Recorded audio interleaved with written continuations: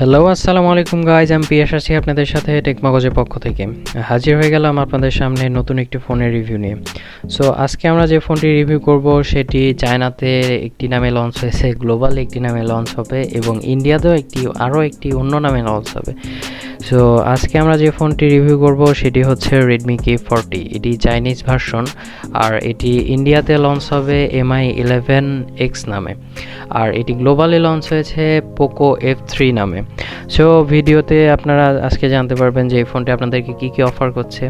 So চলুন আর দেরি না করে শুরু করি ভিডিওটি। প্রথমে আসি ফোনটির আনবক্সিংয়ে। প্রথমে ফোনটির আনবক্সিং করার পরে পাচ্ছি আমরা বক্সের ভিতরে আরও একটি বক্স এবং এখানে আছে সিম এজেক্টর একটি টুল।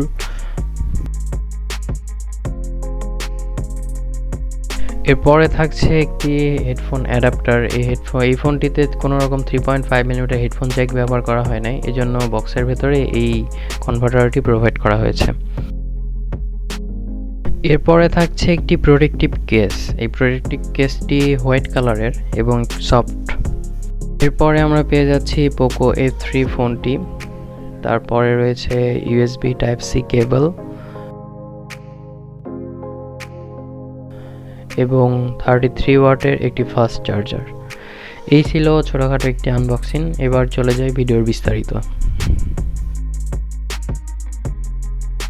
প্রথমে আসি ফোনটির ডিজাইনে। ফোনটির ডিজাইন আমার কাছে যথেষ্ট ভালো লেগেছে। ফোনটির পেছনে দেওয়া হয়েছে কর্নিং গরিলা গ্লাসের প্রোটেকশন এবং ফোনটির ফ্রেম দেওয়া হয়েছে, মানে বডি দেওয়া হয়েছে অ্যালুমিনিয়ামের বডি, এবং ফোনটিতে ক্যামেরা বাম্পটা দেওয়া হয়েছে Mi 11-এর মতো। আর ফোনটির কালার আপনারা এই ফোনটি কয়েকটি কালারে পাবেন, মোট 3টি কালারে এই ফোনটি অ্যাভেলেবেল পাবেন মার্কেটে। ফোনটির ওপরে দেওয়া হয়েছে আয়ার ব্লাস্টার, একটি সেকেন্ডারি মাইক্রোফোন বা নয়েজ ক্যান্সেলেশন মাইক্রোফোন এবং একটি সেকেন্ডারি স্পিকার। ফোনটির রাইট সাইডে ব্যবহার করা হয়েছে পাওয়ার বাটন এবং ভলিউম আপ অ্যান্ড ডাউন কি বাটন। ফোনটির লেফট সাইডে কোনো কিছুই ব্যবহার করা হয় নাই। ফোনটির নিচে দেওয়া হয়েছে একটি স্পিকার, একটি মাইক্রোফোন, একটি টাইপ সি পোর্ট এবং একটি সিম ট্রে। এই সিম ট্রেটি ন্যানো সিম কার্ড ট্রে, যাতে আপনারা 2টা ন্যানো সিম ইউজ করতে পারবেন, কোনো রকম এইচডি কার্ড ইউজ করতে পারবেন না। ফোনটির পাওয়ার বাটনের উপরে ফিঙ্গারপ্রিন্ট স্ক্যানার বসানো হয়েছে এবং মানে পাওয়ার বাটনের সাথে ফিঙ্গারপ্রিন্ট স্ক্যানার অ্যাটাচ করা হয়েছে এবং এই ফিঙ্গারপ্রিন্ট স্ক্যানারটি ছিল যথেষ্ট ফাস্ট এবং অ্যাকুরেট।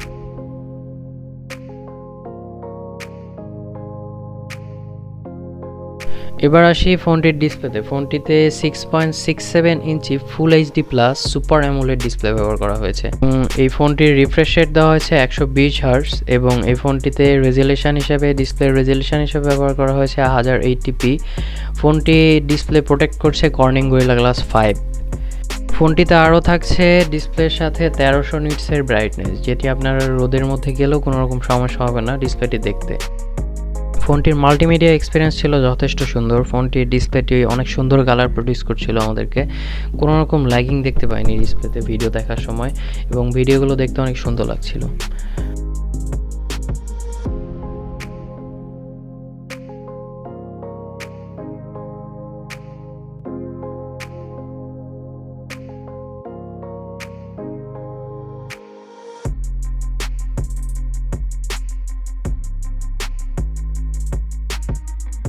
ফোনটিতে ব্যবহার করা হয়েছে স্ন্যাপড্রাগনের 870 প্রসেসর।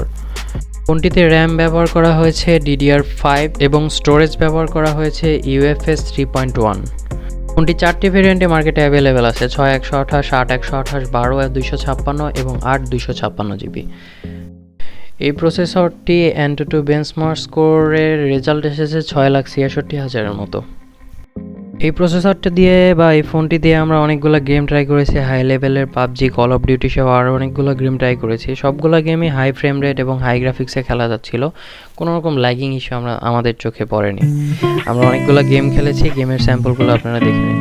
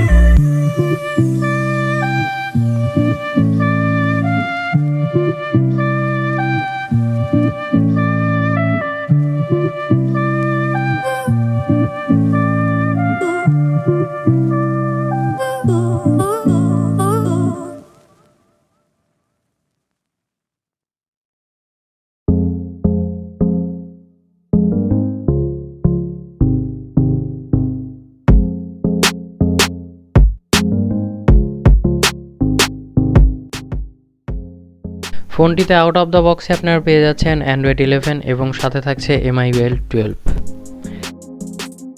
ফোনটিতে ব্যবহার করা হয়েছে 4520 mAh ব্যাটারি এবং বক্সে প্রোভাইড করা হয়েছে 33 ওয়াটের চার্জার।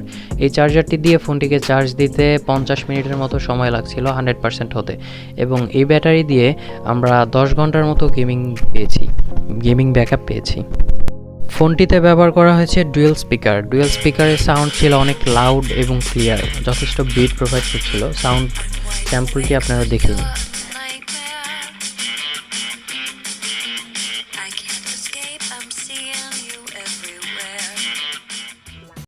ফোনটিতে ব্যবহার করা হয়েছে ট্রিপল ক্যামেরা সেটআপ।